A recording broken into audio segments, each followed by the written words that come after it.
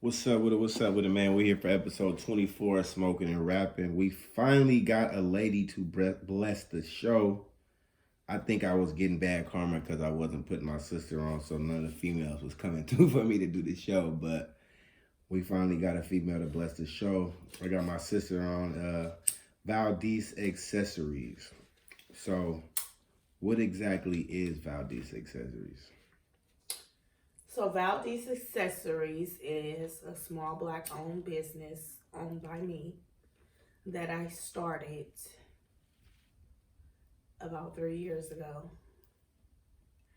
And it's been growing and growing.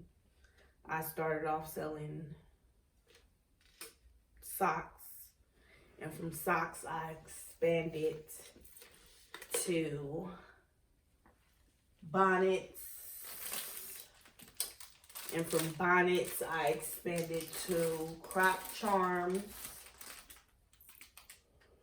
And from crop charms, I expanded to pajamas. And my main goal is just to continue to find positive outlets on how to make extra ends and meet, because I'm a single mother of 3 children.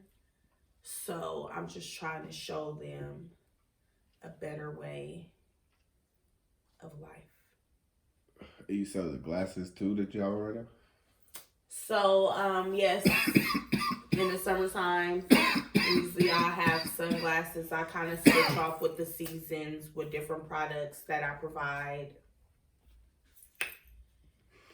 So when you first, obviously you first started out with the socks and shit, but once you started selling socks, what made it in your mind that you felt that you could start expanding? Was it just sales, or was it just that you wanted to have more items, more inventory? It was basically sales. You know, once I seen that the socks took off, I was like, oh, well, I could do more. I mean, my ultimate goal is not to dress people, but it is to add accessories to their outfit. I do like to sell knockoff products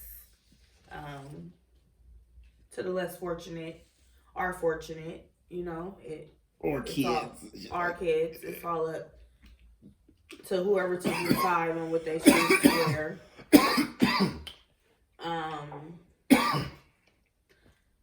I consider my business as a small pop-up Instagram shop, because that's where I make a lot of my money, like just off Instagram. All I have to do is post a bonnet or crop charms, and people automatically start tapping in, no problem. Like on the daily, I make anywhere from a nice amount of money. You don't want to disclose that one up. Yeah, I'm not gonna disclose all of that, but. And so, where did the name Valdise Accessories come from? So Valdise is my middle name. My mom shares the middle name Valdise, and my daughter also shares the middle name Valdise. And my mom got the name from her mother. I think her mother got it from a friend or whatever, but I like Valdise because it sounds to me like vintage. I always used to tease myself as a kid, like when I get older, how's Denisha gonna sound at 65 years old? So I decided to just go with my middle name. It's more fancier to me. A lot of people don't know how to pronounce it, but yes, Valdise is what it is. And okay, so once you got into the point of you made the Instagram, you had the merch, you had been doing it for a minute. What part was it where you took it to this point of actually like stocking up and making it to where like it's a borderline mini pop-up shop in your house? I mean, because like, I went to business school, so I know a lot about business. Like, I never wanted a location. Like, if anything, I wanted like, someone to custom make me like a push cart. Oh, okay. With like accessories hanging from them where I can Like the go shit that all be in the over the malls type shit neighborhood in the and middle of the push the cart and sell accessories off of it. Oh, you talking more like closer to the ice cream man type shit, but with clothes. Exactly, but with accessories. And so, like you said, you like to dibble and dabble in the knockoff merch or whatever. So could we, with it being knockoff and not being real, can we get into some of the prices that people actually pay for it not being real? You know. I mean, depending on what the product is, like if it's a knockoff purse, I mean, basically, I can sell my product whether it's knockoff or not. No, I'm not saying that. I'm saying as far as for the people that look into buying it, they, you know, for a person that's watching this, they're like, oh shit, she got a Louis Vuitton bonnet. How much is it? You know, how much are they gonna pay for the Louis Vuitton bonnet? How much? So like my bonnets go for $20. Like I'm not out here trying to rob no one, so I'm basically just trying to make a profit. So as long as I make a profit, I'm not trying to like triple or quadruple my profit. So of course, all my prices are reasonable.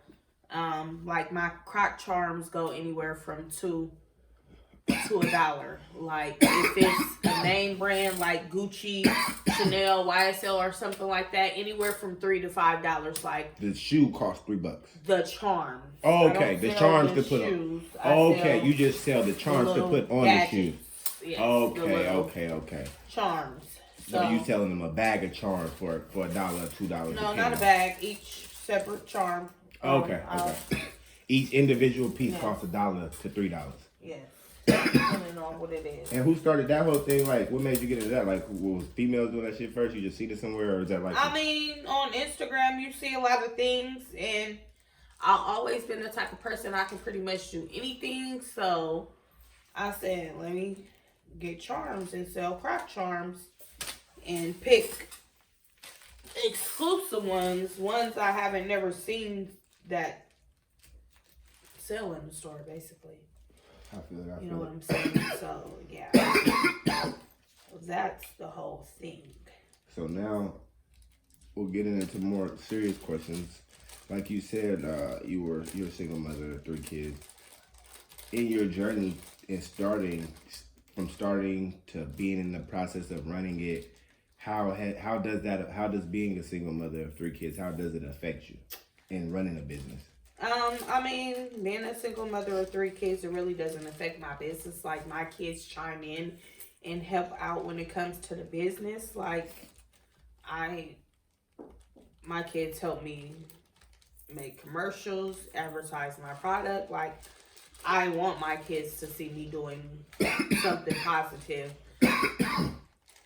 to show them that, like, it doesn't matter if you have a learning disability, or it doesn't matter if you're black, or it doesn't matter if you're a male, or it doesn't matter if you're a female. It's always something positive out there that you can grasp onto to do. And this was something positive that I choose to grasp onto. I mean, I'm already pretty much in poverty, so I'm pretty much surrounded around negativity, like, on the daily. So, like, being able to sell my accessories and do something positive, like, it helps me get through my day, basically. So, me being your brother, I obviously know what happened to our dad. What would you say on your end? What would you say on your end? How the death of our father, how has it affected you positively or negatively? Well, I'll say it kind of like woke me up in a sense.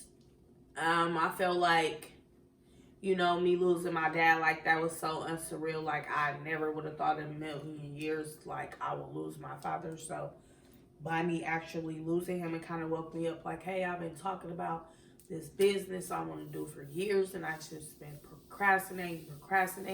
I can die tomorrow, and no one would have never even had a clue, like, on the positive things that I wanted to bring to my community. So, like, it kind of woke me up. So, that's why. I feel it.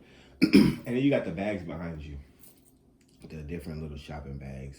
Do you sell those, or is that just accessories for the store? So, the bags I have behind me when I was in college and business school, our teacher had a wall with like all the name brands as you see different stores. So I just did my own wall because I do have my logo. So sooner or later I'm gonna print my logo on shirts. I'm gonna have my logo on bags. I'm gonna have my logo on stickers. Like, I want my logo out there everywhere. So it's just motivated me to be look at my wall every morning to be like, oh, okay, in a minute Valdise Accessories is going up on that wall. So that's all. This is motivation for you. Feel like you want your company to be a name as big as these companies. Exactly. And it's every day when you look at it, it's constant reminders to kind of build it up to making it that way. He took the words right out of my mouth. That's my brother. And then with you wanting to grow the business, like you say, you want it to be on your wall one day. You want to have it on merch. You want to have it on stickers and everything. Besides if you wanted it everywhere, what's the ultimate goal for your company? So the ultimate goal is to venture off to selling online, of course, because that's the biggest thing now. Pretty much everyone's shopping online. So that's my ultimate goal, to make it more of an online store. Online, but still a community-based small Black business organization type thing. So when you say that though, like, because like right now we at the crib, so it's like, do you always want Valdise Accessories to be as far as that, like an in-home project, or like you saying, like you never want the store, or do you just want the cart and we're gonna do internet, or like, you know what I'm saying? I mean, I would want the cart, and then from the cart I would want to go online. But as far as like me ever wanting like a store, I don't want a store.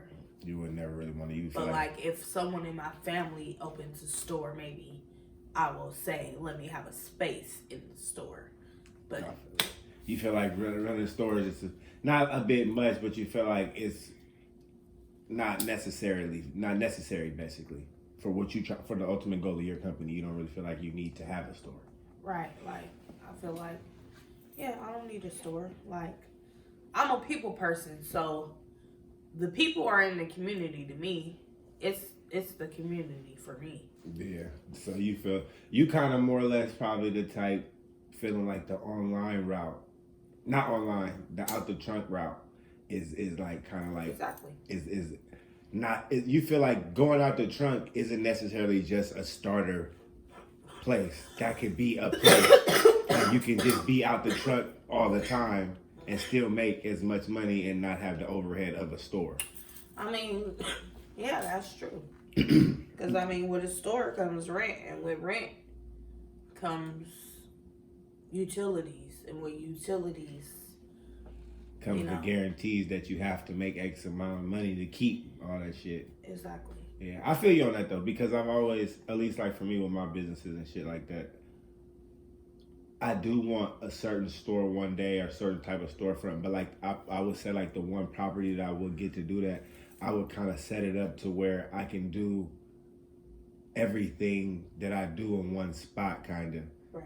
As opposed to having a whole bunch of different storefronts, because I feel you on that as far as the least.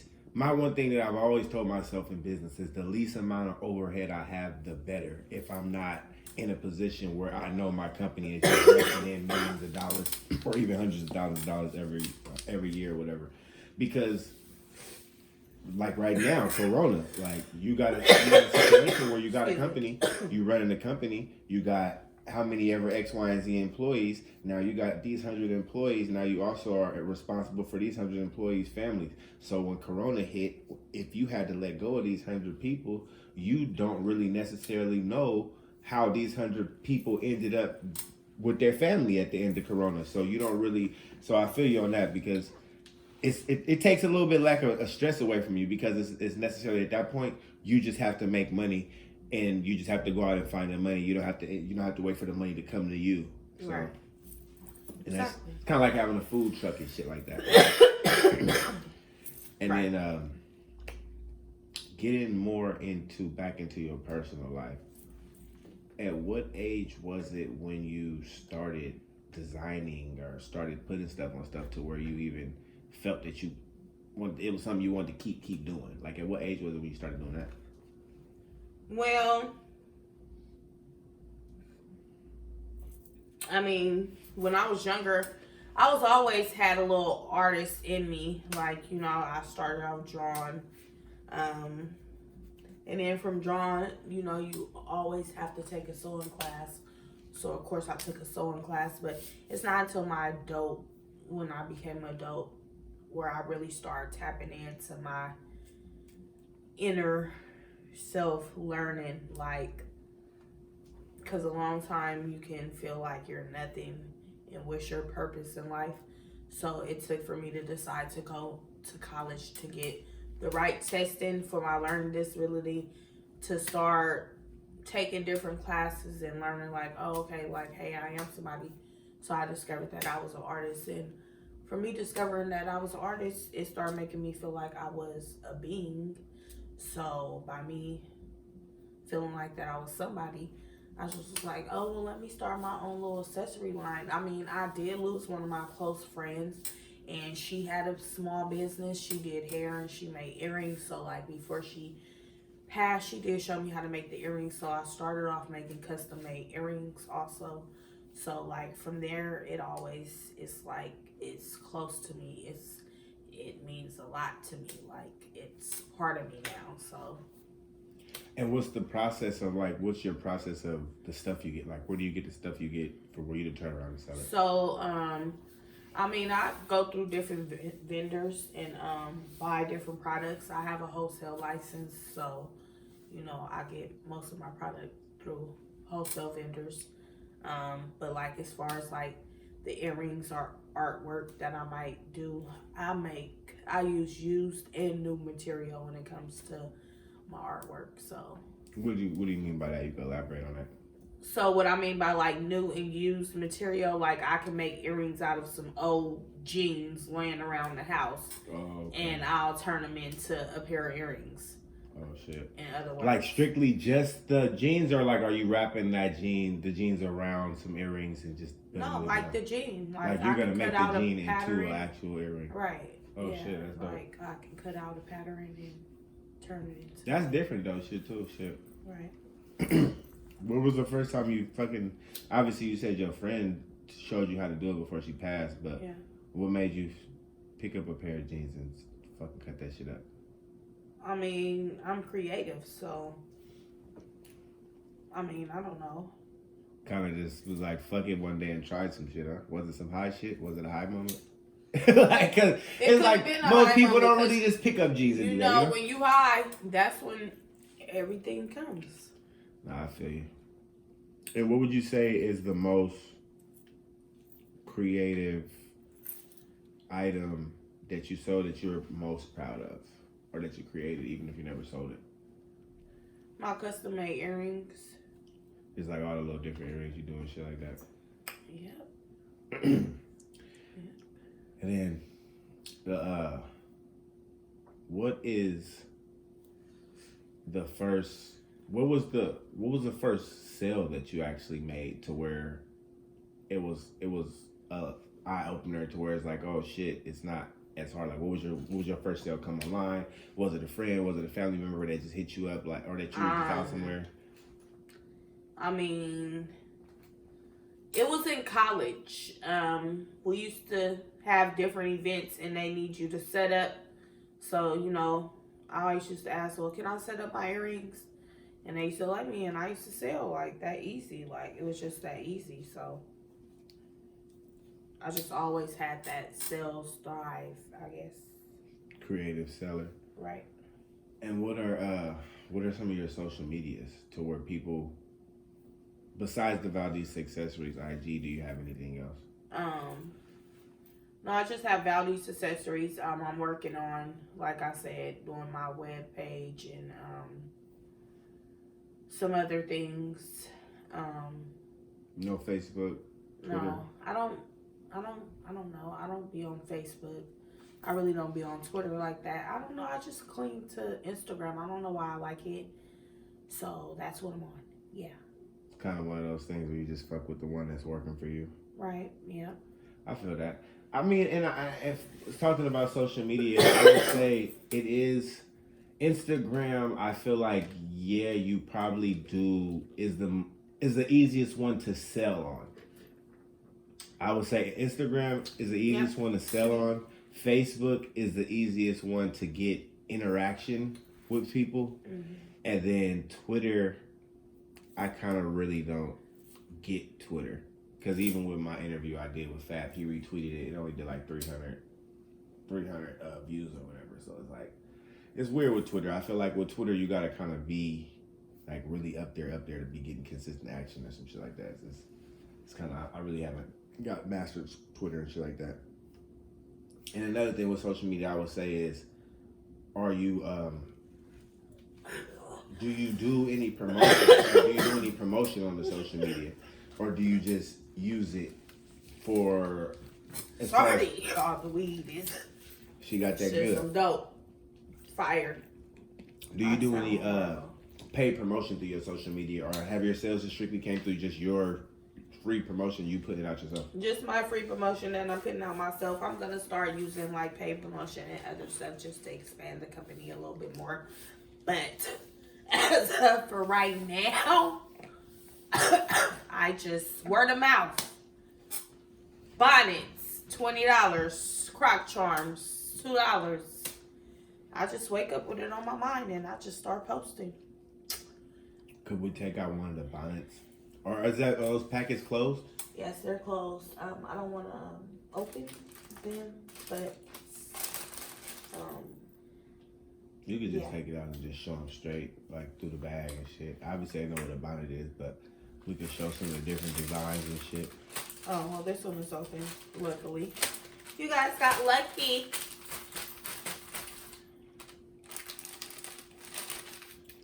And a bonnet. This is what the girls, they sleep with on their head. Males or females?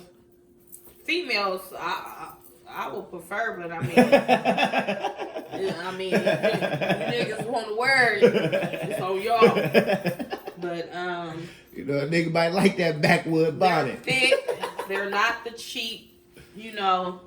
They're double padded. Keep your curls locked, your weave intact, your lace melted, and... You can sleep with a little swag. Yeah, that's what I like them for. Yeah. I hate seeing people with dusty...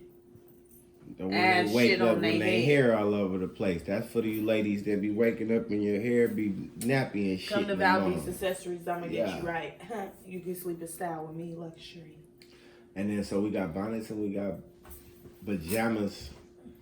I'm looking at that pajama set right there. So, that shit is kind of big, but they come in different sizes. So they come in different sizes. This is a large. Excuse me. And these are super cute. The little butt snaps out in the back. So if you want to get sexy for your little boo or whatever, you can snap the little What the bonnets out. go for? I mean, not the bonnets, the pajamas. What they go for? So the pajamas are $20. So shit, y'all winning over here, man. Y'all getting $20. Yeah, I'm not trying to rob nobody. I'm just trying to make $20 hollers, man. $20 hollers. Ends of meat. These are super cute. I love these ones. But I have large, extra large, and 2X. I wanted to do something for the plus size women. Okay. You know they always downplaying big women. So I was like, let me do something for the big girls. Let them know we can be sexy too. Just because we big don't mean we can't be sexy. I respect it. Because I stay trying to You look retarded. not play. But y'all not me. So, yep. That's pretty much Valdise Accessories. Appreciate you guys for tuning in. It's been real. Man. And we're gonna She ready to go, man. She ready to go. She got a hot date, man. Yeah, but nah, I'm just playing. That's episode 24. Smoking and rapping. Valdise Accessories. Make sure y'all like and subscribe. Make sure y'all go follow her IG. Get the good bonnets, pajamas, croc designs, all that good shit, man. You getting it for a good deal, man. Smoking and rapping.